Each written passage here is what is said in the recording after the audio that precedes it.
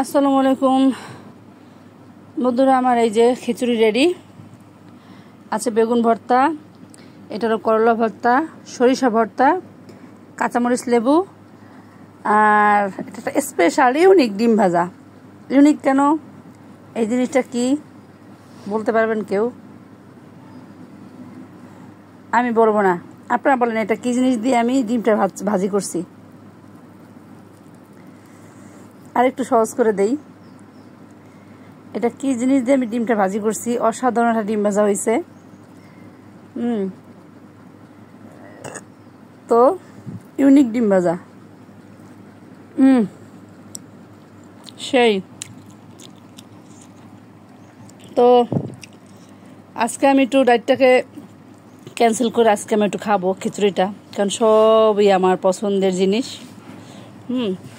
আমি শশা খোসাটাও খাই, যেহেতু কামড়ায় খাবো, ওই জন্য কাটাকাটি করি নাই। আর এখন ধৈর্য কুলাচ্ছে না যে সাজিয়ে গুছিয়ে আমি ভিডিওটা বানাই। এক কথায় মজা হয়েছে, সুপার। আর বিশেষ করে যে ইউনিক ডিম ভাজাটা, অসাধারণ ডিম ভাজাটা ইউনিক। দেখি কেউ বলতে পারেন কিনা।